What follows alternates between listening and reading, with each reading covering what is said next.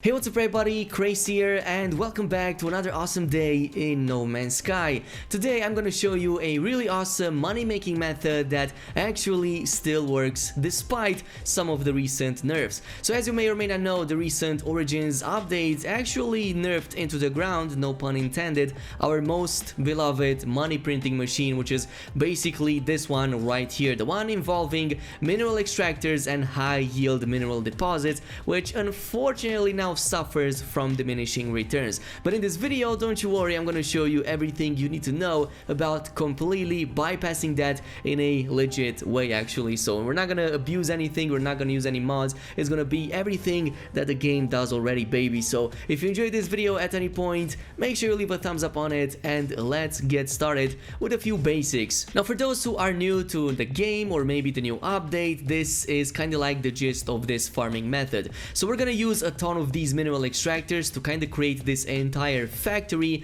so that we will mine these really high yield mineral deposits like this max rank right here that we have, and then we're gonna store all of that into those depots. Then later on we're gonna collect all of these resources from these depots and go at any nearby space station or trading post and sell these for a huge amount of profit. Unfortunately, with the Origins update, all of this really cool thing kind of got nerfed into the ground because now the yield is significantly smaller. So just to give you an example, there's 36 in this square right here, like 36 mineral extractors in this square right here, that before the patch they would produce about 20,000 yield per hour. But check this out, now it only yields 4,295 per hour, so that is like a really massive nerf right here. And it's really unfortunate because this was one of the best unit farming methods in the game. Like, you could literally print money in your sleep because of this. You would just set up one of these refineries, set up the mineral extractors with like a really nice source of energy that I have somewhere behind the hills, and then you would just leave this overnight and come back to a really huge yield that you could just sell outright for a really massive profit. But again, as I've said, unfortunately that is now kind of down the drain. So what you're seeing right here with those 36 extractors right there and these depots right here, this was the old setup. You would basically put a ton of these together, link them together with those pipes, and then bring everything back right here to the depots so that everything gets stored inside and you can like just go and sleep because you have enough storage to do that. But again, as I've said, the yield now is severely diminished since we have diminishing returns, which brings us to our next best thing. And of course, not even next best thing, it's way better than that. It's basically on the levels before the patch itself. So the way this new method works is actually super simple. Instead of going with the old route where we would stack a ton of these together and thus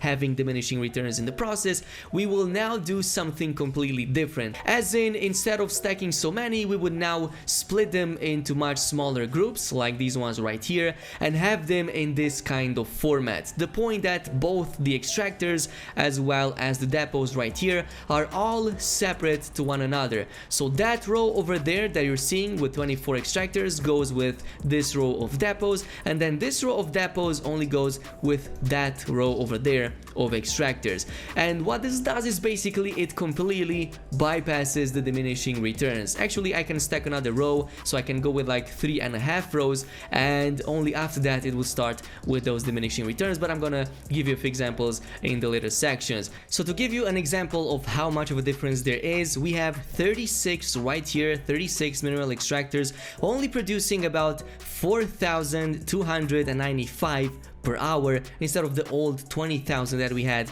before the Origins update.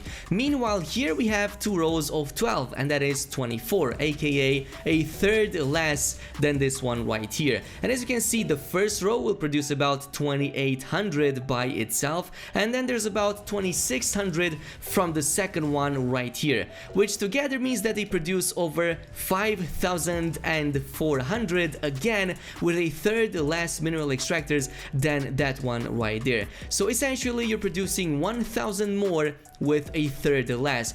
Now just to give you an example how much of a difference this actually makes, let me go in and connect these two rows with one another to show you how much these diminishing returns actually ruin your yield. So previously we had almost 5400, so 5400 plus yield, and now since they are all one continuous, let's just say row, it only yields 3410. So that is almost half of that. That is absolutely crazy. That is a huge nerf thanks to those diminishing returns, which is why I would go in, separate these all together, and now they're back again at providing their own separate lines. And the same goes if you combine at any point either of these rows, be it from the depots themselves to one another or from the extractors themselves to one another. You don't want them to touch in any way whatsoever. And this doesn't just go to straight up uniting them, this also goes to this scenario right here. Let's say you have a pipe that doesn't touch it, doesn't connect it, but it is close to it, like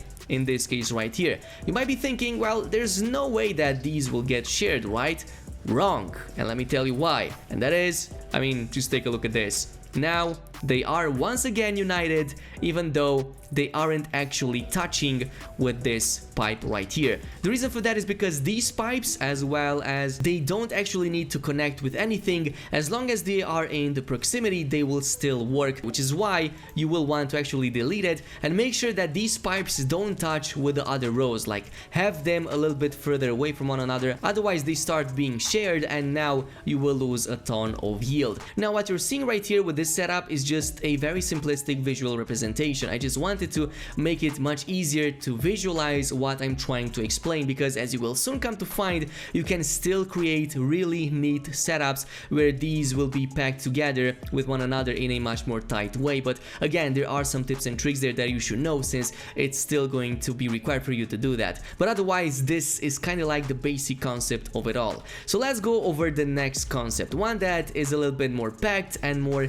tight together, let's just say. In this case, instead of having only two rows, I was able to add a third row in the middle, and this is like the next simplistic step in this entire ordeal, where all of this right here, this separate row in the middle, doesn't touch with anything. Even if I were to look, for example, at some of these, let's just say, pipes, they only touch with these. There's no horizontal one that will touch with this one right here, so it's not in its proximity to be connected with this one, and in turn it won't reduce your yield. It only affects this row right here in the middle. And of course the same goes with the depots right here. I was able to stack these three together. Again, two of these, all of these two right here are linked into one separate section, linked to that separate section right there with the two rows of extractors. Then the one in the middle with only one row is connected to this one in the middle with only one row, again with only one continuous pipe down the line, and then these two right here with these two right there. And that's basically it. And just to show you, the yield itself is going to be completely separate. So this one, first one has 3000 per hour, then the second one has about 2525, and then we have the third row, which is another 3000 and something, so that in total is about 11,000 plus, which is pretty close to how it was before the patch actually came in and nerfed everything. But there's of course another trick that you can use for an even better yield, which is the stacked one. And you probably knew about this already, but if you didn't, I'm gonna explain it anyway. These extractors right here that you're seeing, they don't actually have to touch the ground. As a matter of fact, as you can see, they don't even touch the ground as it is, because they are set up on some of these wooden platforms. So what you can do is stack them on top of each other, like create 3, 4 or 5 separate levels and just stack them as far high as they go, because it doesn't just work on the ground level like the one that you see right here, this one with the maximum rank. Yeah, that works for the entire location, like for this location all the way up to, I'm not really sure, but probably for the entire, let's just say, limit of the base. Now ideally you would do all of this in a blue system, since they are the only ones that can spawn indium or activated indium, which is the resource that you would be looking for. Not cobalt like how it is in my case, but this is something completely different, yet the concepts are still exactly the same. And if you're as lucky as I am, maybe you get something like a deposit right here, and then later down the line you can have something like an energy source that I'm gonna show you right now. So I also have a facility that generates a lot of electricity so that it brings all of this power back to my really awesome facility right there, which basically consumes it all. So you will need quite a big one, quite a big source of energy. Unfortunately, this is only like a B one, so as you can see it lists only B, but it's still good enough since it's close to a max rank one, so that is basically what I wanted. And again, there's many more other details that I could give, but again, you can also check the video that I did last year, since many of the tips and tricks from back then still works to this day too. But this is it for now. I hope you guys enjoyed this video. Let me know down below if you also set up a new farm thanks to this method, and again, if you enjoyed it at any point, it would be super awesome to leave a like on it, subscribe and activate that notification bell, and I'll see you guys in the next one. So peace out.